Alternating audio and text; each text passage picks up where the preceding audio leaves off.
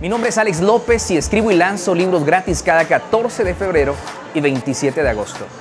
Encuentra todos mis libros en librosalexlopez.com. Pero también realizo entrevistas a cantantes y líderes cristianos para que usted pueda conocer a fondo su historia, desde cómo se arrepintieron de sus pecados y creyeron en el Evangelio de Jesús, que es la salvación, la vida verdadera y la paz duradera, hasta lo más íntimo de sus vidas. Disfruta esta entrevista que fue grabada en Explo Music Fest, el festival de música cristiana que organiza año con año la Frater en Guatemala. Suscríbase a mi canal de YouTube y espere más entrevistas como esta. Le pido un favor, compártala en sus redes sociales para que muchos más sean edificados. David Escarpeta, qué bueno tenerte con nosotros acá. Sos una bendición. Sos hijo de pastor y muy pocos lo saben. Sí, soy hijo de pastor, HP. Qué grueso, colombiano. Sí, colombiano, nací en Bogotá, cachaco, rolo. Bueno, así le dicen a los bogotanos.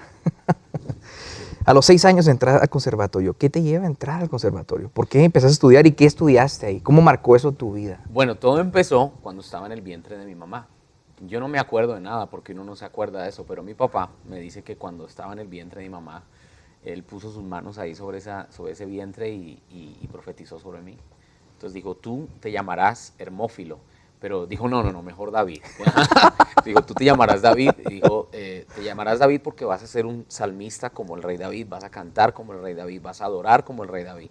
Entonces cuando yo nací, mi papá, desde que empecé a crecer desde pequeño, me empezó a llevar con él. Mi papá era evangelista en esa época. Y viajábamos. Yo digo que hoy uno viaja internacionalmente. En esa época viajaba uno interranchonalmente porque iba de rancho en rancho predicando. Y me llevaba y entonces cantábamos rancheras, cantábamos muchas rancheras. Yo tuve que sanar mi corazón de tanta ranchera, yo no puedo escuchar la ranchera. Y bueno, en fin, me ponía a cantar, porque tú sabes que a los 5 o 4 años claro, uno no se viste lo que uno quiere ni hace lo que uno quiere, sino lo que los papás lo ponen a hacer. Entonces íbamos de pueblo en pueblo cantando.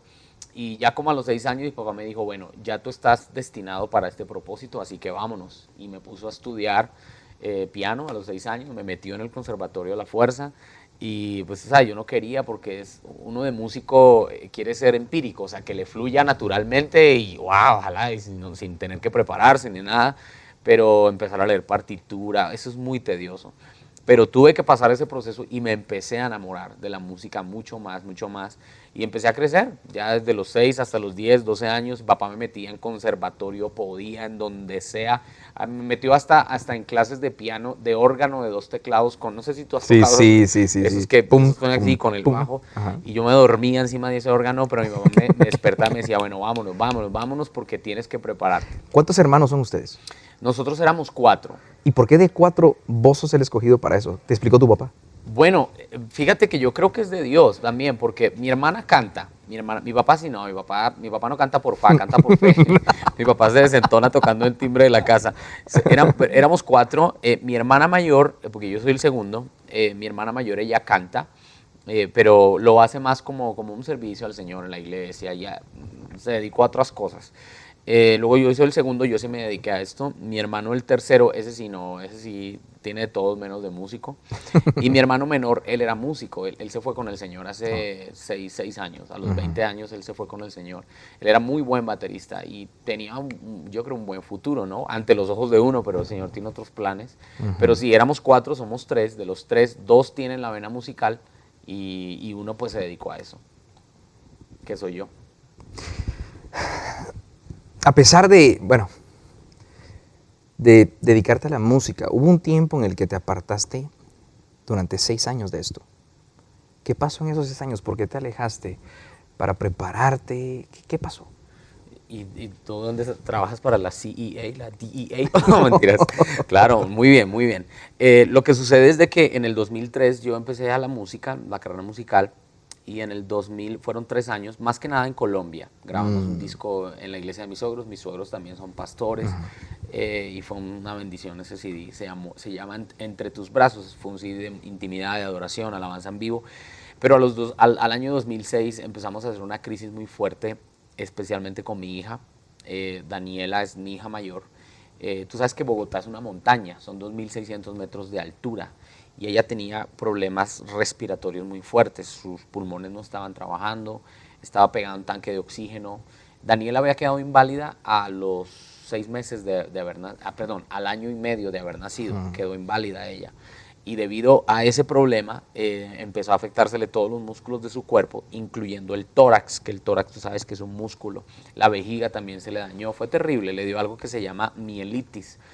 Entonces en ese proceso duro de enfermedad estábamos en Bogotá, yo estaba bien, estaba todo bien, estábamos en la iglesia, pero Daniela no podía vivir en Bogotá. No podía vivir, los doctores dijeron no puede más, un día más en Bogotá, un día menos de vida para la niña, porque ella estaba, le quitábamos el oxígeno y no pasaba ni un minuto y ya sus labios empezaban a ponerse moraditos, su piel empezaba a cambiar de color debido a la falta de oxígeno en su sangre. Entonces cuando yo llegaba pues de lo que hacíamos sirviendo ahí al Señor y llegaba a mi casa y ver a mi hija así, y yo quedaba muy confrontado porque todo estaba creciendo ministerialmente, pero cuando llegas a la casa y ves a tu hija pegada a un tanque de oxígeno que no puede salir a la calle. Pero yo era de las personas pastorales que para mí primero era el ministerio y después era la familia. Todo era la iglesia, la música, el ministerio. Y aún así, viendo a mi hija en esa condición, yo seguía dándole. Y el Señor me empezó a hablar y me dijo, ¿y qué de tu hija? Los doctores ya nos dijeron, tomen una decisión y muévanse. Pero yo decía, ¿a dónde me voy a mover? ¿De qué vamos a vivir? ¿De qué vamos a comer? Si aquí en Colombia es donde podemos estar bien. De repente vi un video de un centroamericano que se llama Tony Meléndez. No sé si lo has visto, es una persona que nace sin brazos y toca la guitarra con los pies. Y él nació creo que, no sé si en Nicaragua o en algún país de Centroamérica, y su padre era empresario. En el video él dice, mi padre tenía dos opciones, o quedarse ahí conmigo y dejarme morir, o tomar una decisión de sacarme adelante. Y dijo, yo estoy aquí y soy lo que soy hoy, dice en el video, porque mi papá un día lo dejó todo por mí. Entonces cuando yo estaba viendo ese video, yo ya no aguanté, yo me rompí en lágrimas, me quebranté, y el Señor me dijo, claro, el Señor me habló y me dijo, si tu niña no vive, es tu responsabilidad. Entonces allá aprendí que muchas veces uno como cristiano dice, no, es que fue la voluntad de Dios. No, es que fue el Señor que quiso su voluntad, cuando realmente tú tenías que haber tomado una buena decisión a tiempo correcto y no lo hiciste. Entonces ya no aguanté más y le dije a mi esposa, bueno, tenemos que hacer algo.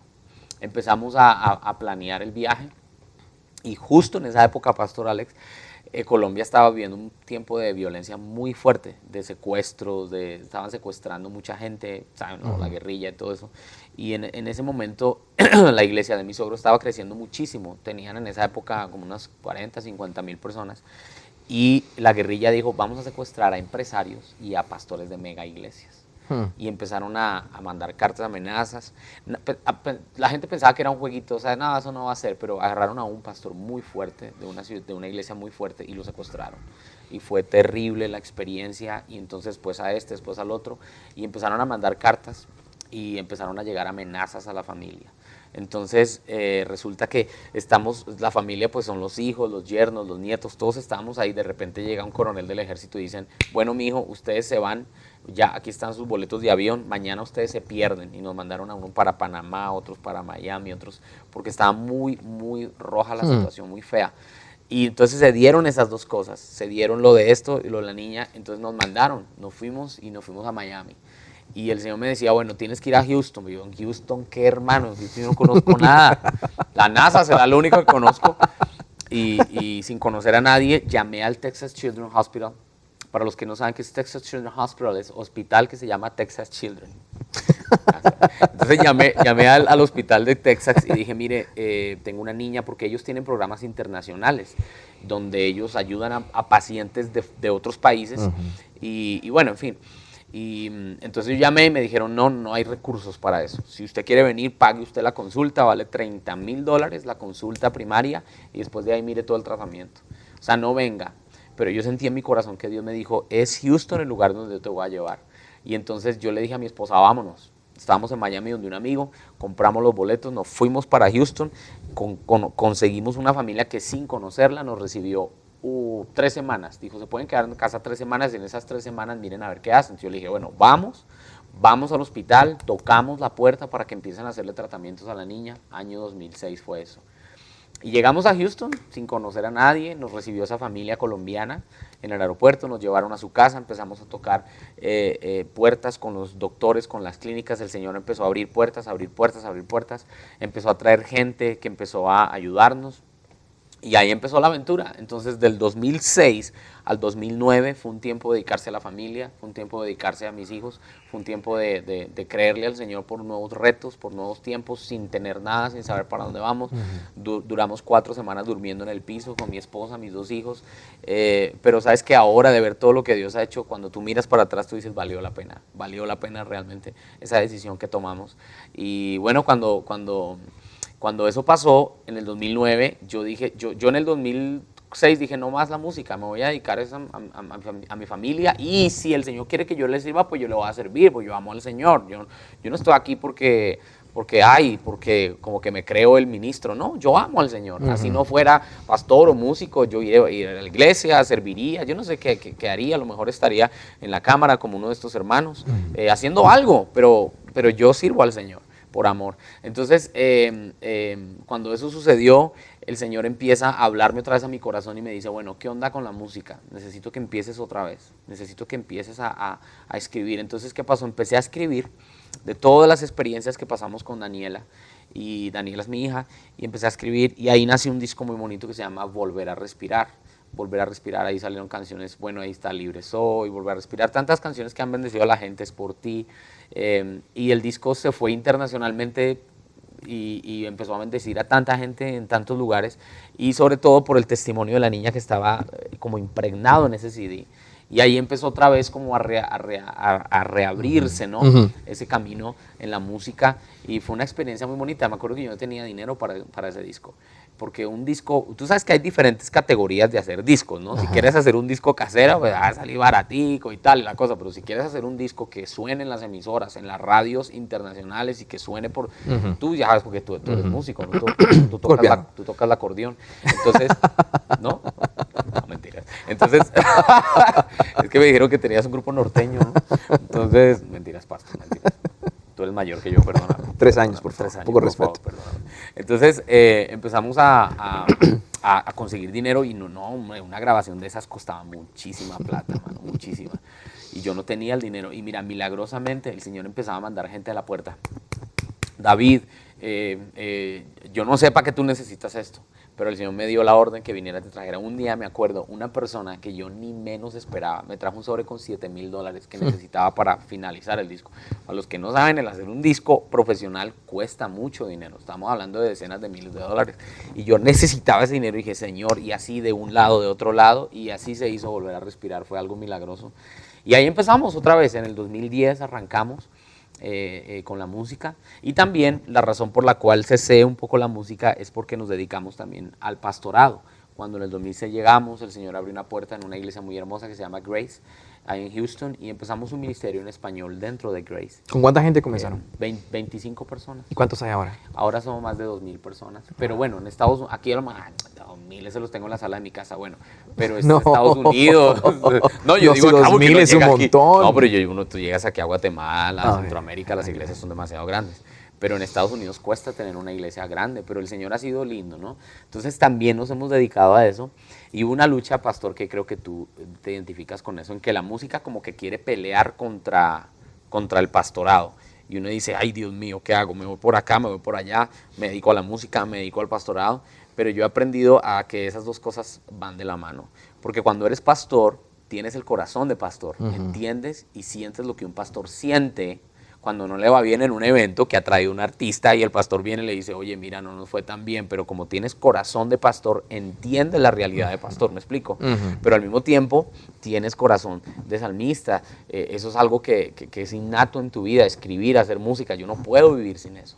Entonces esas dos cosas me han ayudado, porque aprendiendo más de la Biblia, de la palabra de Dios, he podido escribir mejor mis canciones. Y es que eso es clave, porque yo lo veo, un montón de composiciones que no tienen el fundamento bíblico, no que tengan que hablar de Biblia, sino el concepto teológico de algo manifestado a través de la poesía, Una de vez la escuché letra. una canción cristiana que decía, levanta la mano, baja la mano, levanta la mano, baja la mano, levanta la mano, baja la mano, levanta la mano, como 2 minutos, ¿no? Levanta la mano, baja la mano, oye, pero dime algo más. Pero bueno, eso pasa porque no hay, como es lo que tú dices, no ese criterio bíblico, no es porque tú tengas que escribir una canción que diga, oh, el Paracleto, aleluya, y ir a, no, que la tabernaculización está aquí en el Homo sapiens, no. Pero escribir sencillo, pero con la palabra. Y eso me ha ayudado mucho, ¿no? El poder aprender la palabra, entender el corazón de Dios y bueno, que la palabra es lo que cambia a la gente, no es la música. La música te entra por el oído y te cautiva. Entonces, wow, me gusta esta música, pero cuando ya estás dentro de la música, ahí la palabra viene y es lo que hace el jalo. Pero bueno, ahí está la respuesta. Sí. No solo de música vivirá el hombre. No solo de música, no señor. Así es. Mira, 2 canciones de Volver a Respirar. ¿Qué historia hay detrás de ellas? ¿Cómo las escribiste? ¿Qué te gustan? Bueno, Volver a Respirar es el testimonio de mi hija. Esa canción es muy, muy linda. No porque yo la escribí, pero es que me ministra mucho, porque habla de los 9 años que esperamos de la sanidad para ella. Y esa canción la relaciono con Ezequiel capítulo 37, donde dice, sopla espíritu de los 4 vientos sobre estos huesos y vivirán. Y yo me acuerdo que estaba en la sala de mi casa y yo estaba viendo a Daniela en su crisis y empecé a escribir esa canción y ahí empezó. Y de repente ahí salió, no sé si a ti te ha pasado que algunas veces te sale primero la letra y después qué música le sale a esto, o a veces le sale la música primero y tú buscas qué letra serviría para esto, pero a veces te sale de chorro. Chorro está bien decirlo así. Sí. Las 2 cosas así, ¡fum!, te llega la letra de la música. Y de repente yo empecé de una, sopla, sopla el viento de tu amor.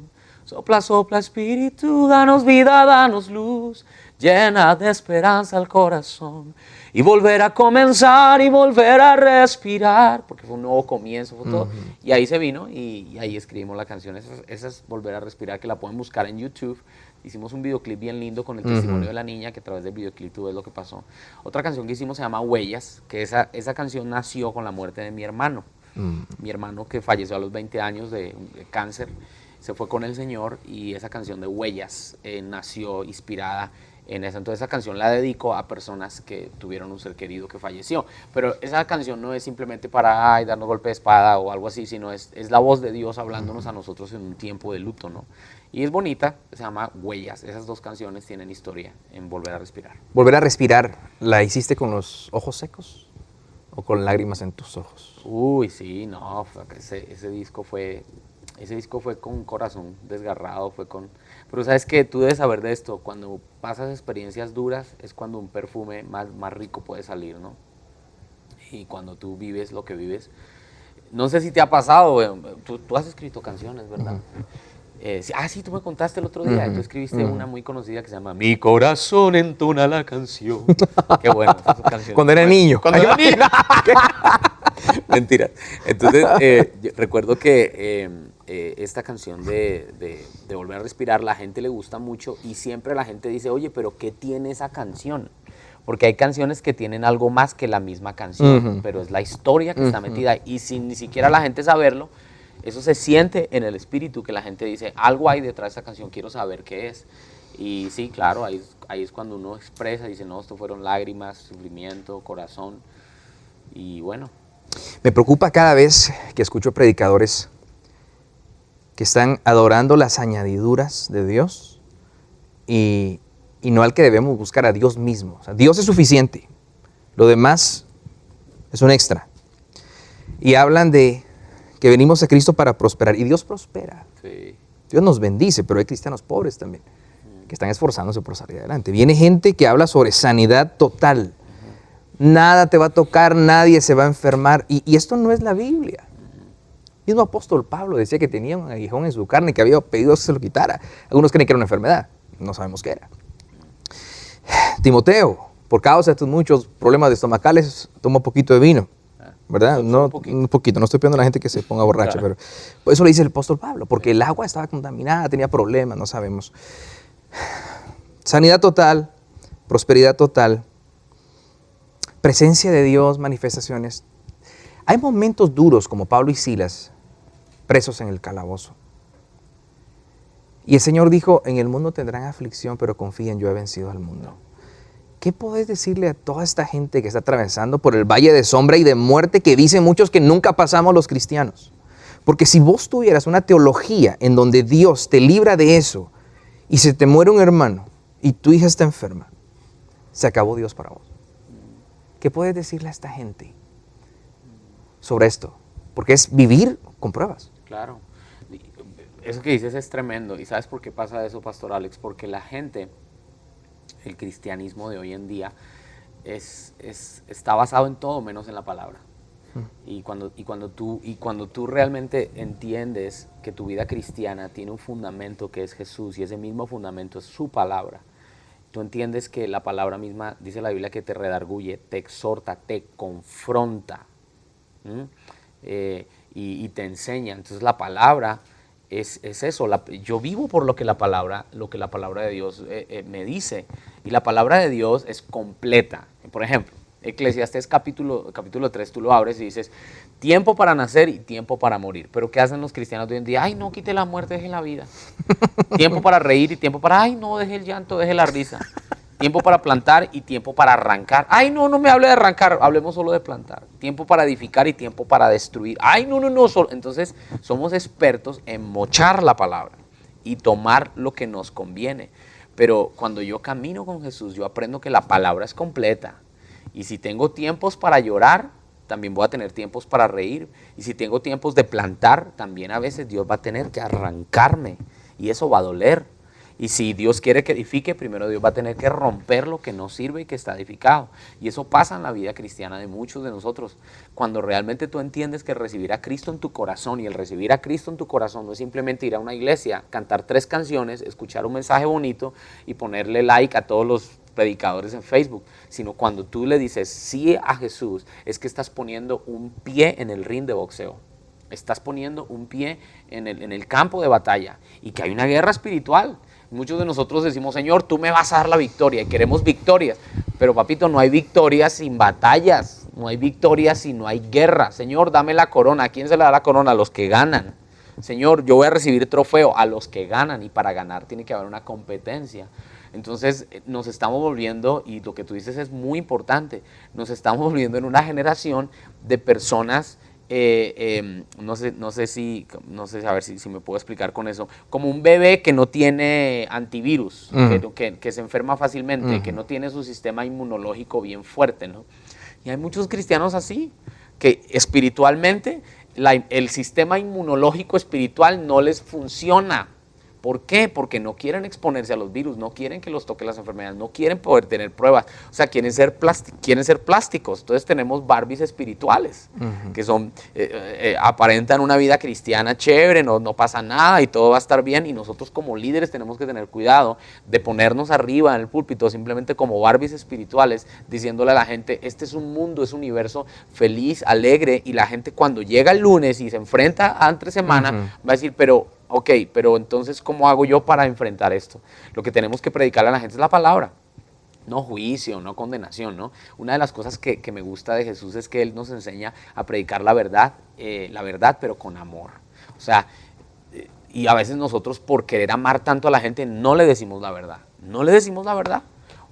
¿Desde hace cuánto, por ejemplo, en cuántas iglesias no se habla de que Jesús viene, por ejemplo? El Señor viene pronto, ¿no? Eso ya no.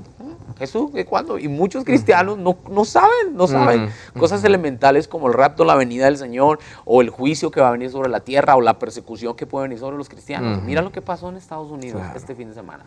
Ver la Casa Blanca. ¿Cuándo la Casa Blanca la habíamos visto con los colores del LGTB? Y una cosa que uno dice, Dios mío. O sea, la Casa Blanca, ¿cuándo viste la Casa Blanca, por ejemplo, con colores de rojo que diga la sangre de Jesús, o con colores? No.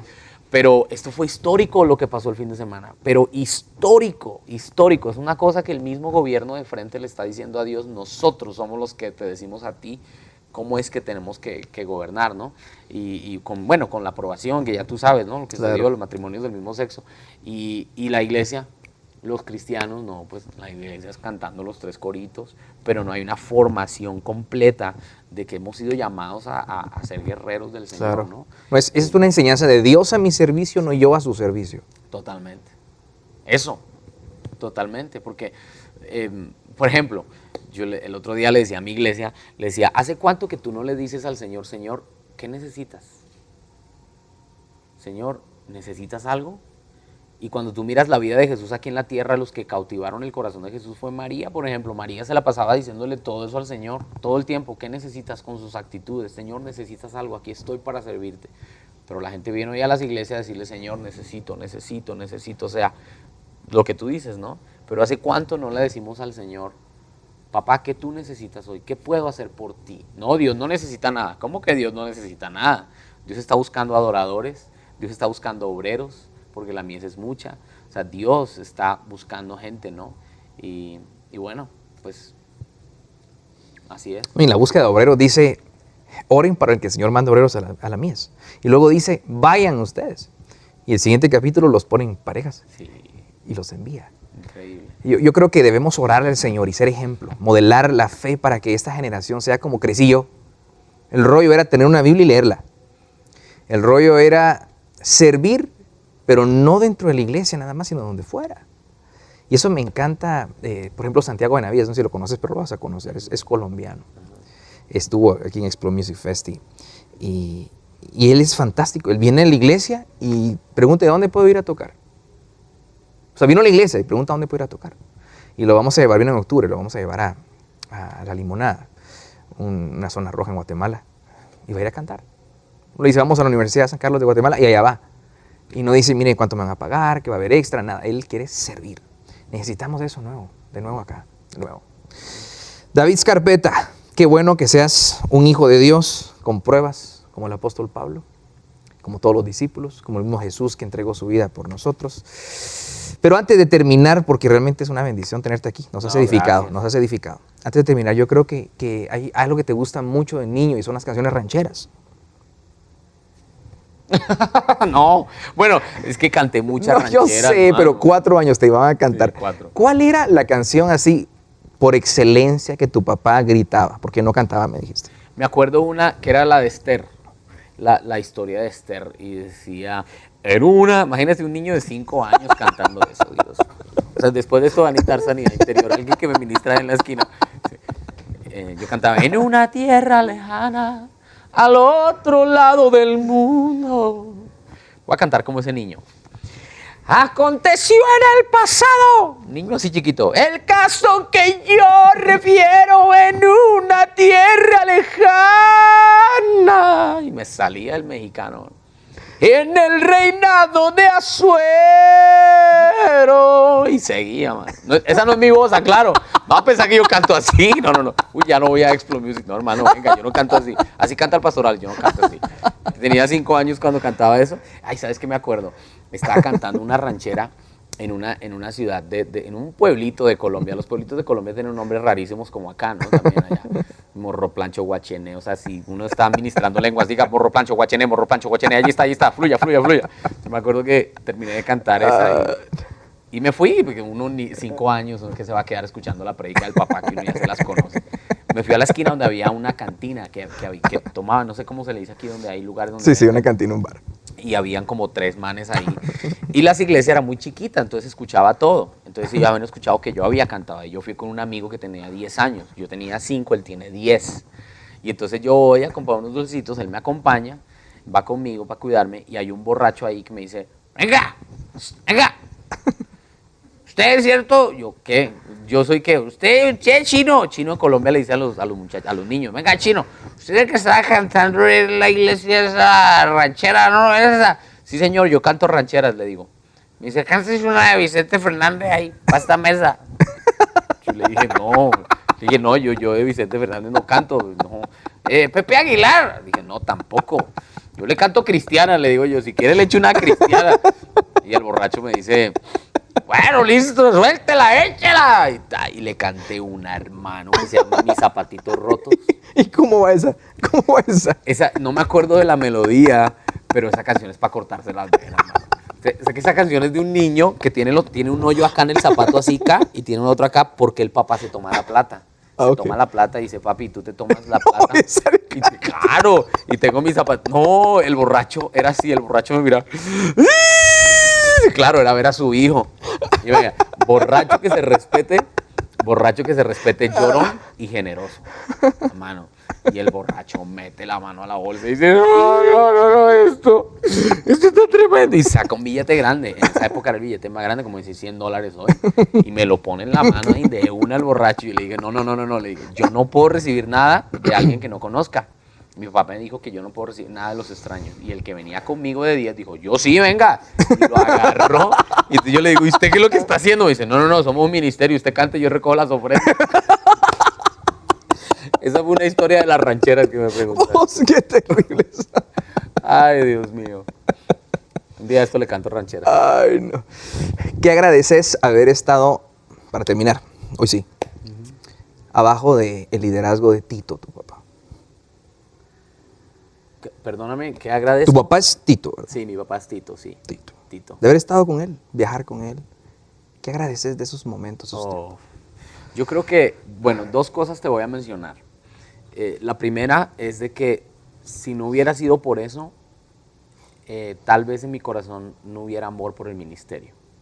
Tú más que nadie sabes. Cuando somos hijos de pastores, nuestros papás, lo primero que ellos se preocupan, un buen padre, es que ese ADN, no por ser un gran predicador o ser un gran músico, pero por tener amor por la obra de Dios. Eso es muy importante.